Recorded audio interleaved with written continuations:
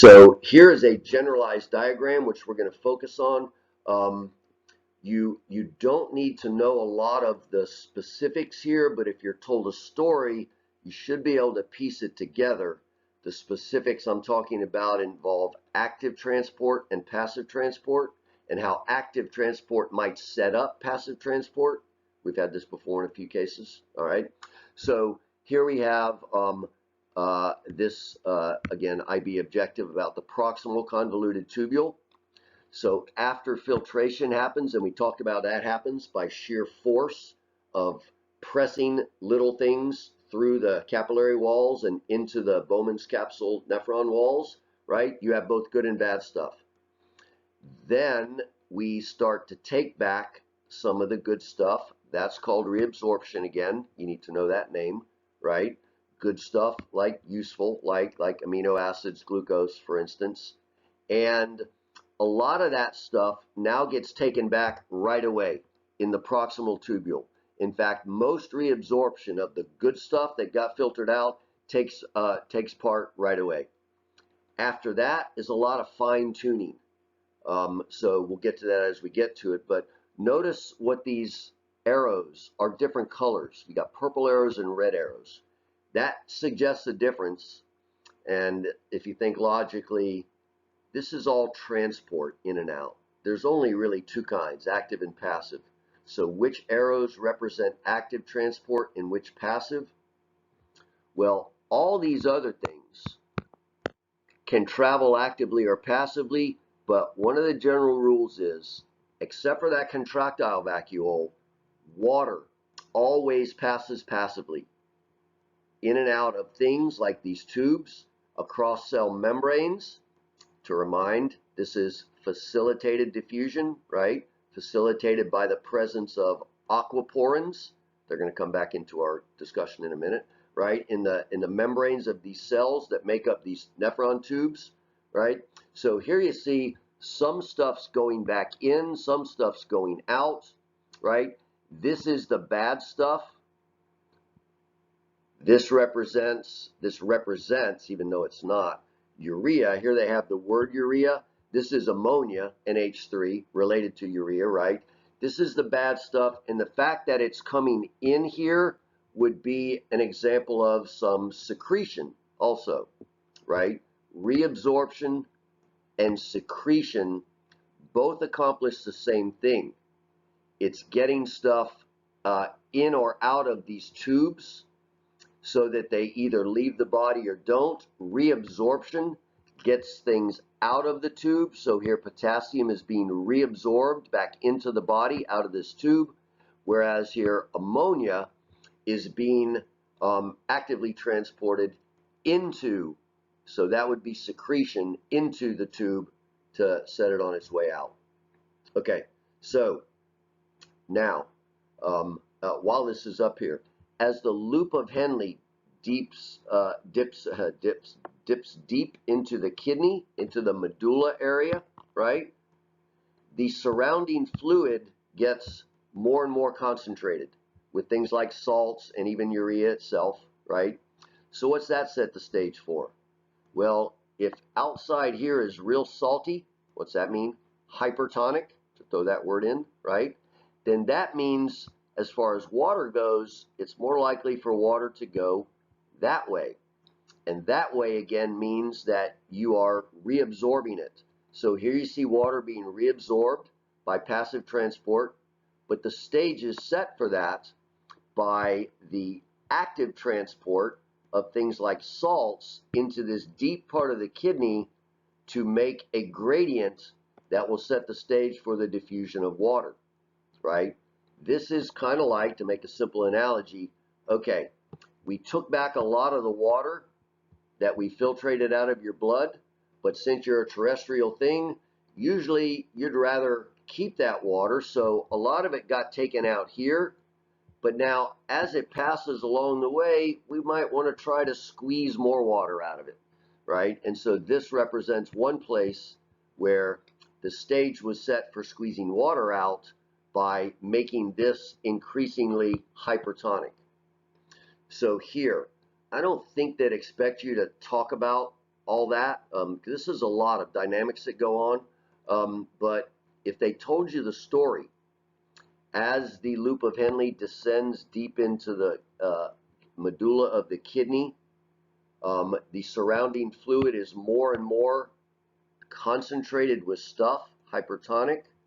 What would you predict the movement of water to be into this kidney tubule or out of, and why? One of those typical kind of questions. Read a story, answer a question / make a prediction, whatever, right? And then justify it due to maybe a diagram, or in this case, due to your knowledge of some principles of active and passive transport.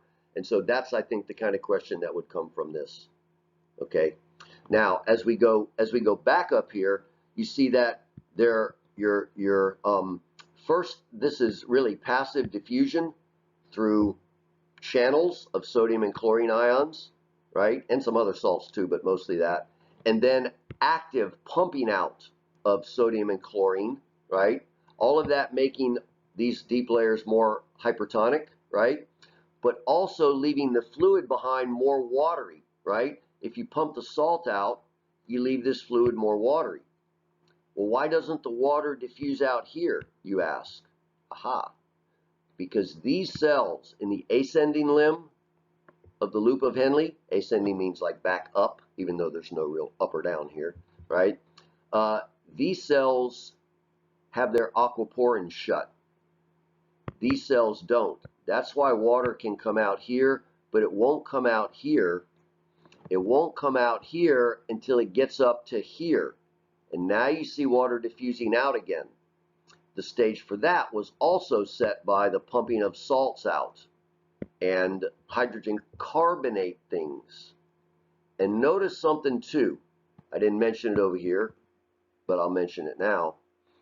We get a lot of protons pumped back and forth here. What this means, and it's not emphasized as much, but what this means your kidney is also doing is regulating pH, right? Because protons / hydroniums, when a proton adds to a water molecule to create a hydronium, that's what kind of acid and base is all about, the relative level of those, right? And we're reviewing that now.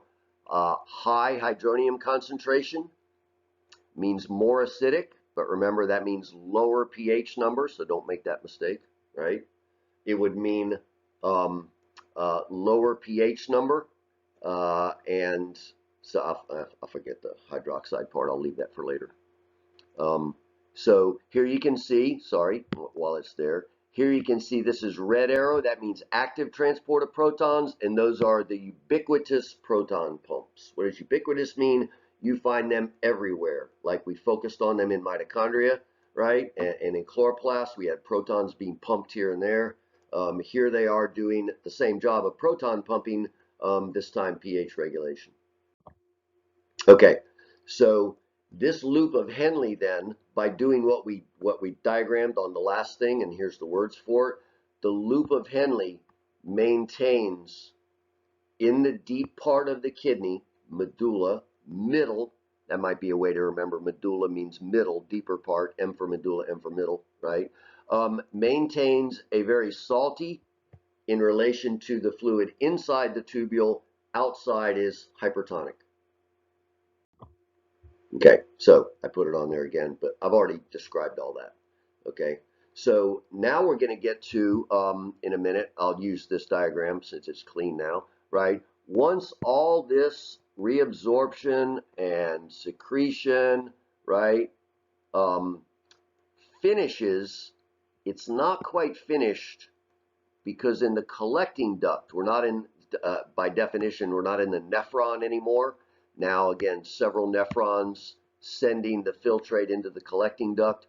The walls of this duct are the last place where these kidney tubes are thin enough to have any more transport happen. So what does this diagram show is happening?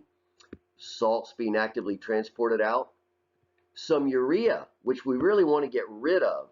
And remember, the idea is if you're in this tube, you're on your way to, ureter, bladder, urethra out, right?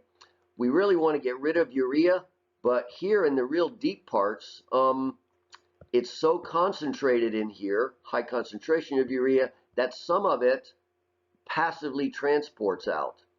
Well, that's actually okay because this stuff isn't incredibly deadly.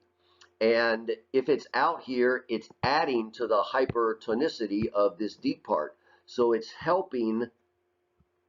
The key here is, once again, water that we're focusing on. It helps you squeeze out a little bit more water out of your urine, and this collecting duct represents your last chance to do that. Okay? That means, once again, that the cells of this collecting duct, and we're going to get to this in a second, must have aquaporins in their membranes to let water out, right?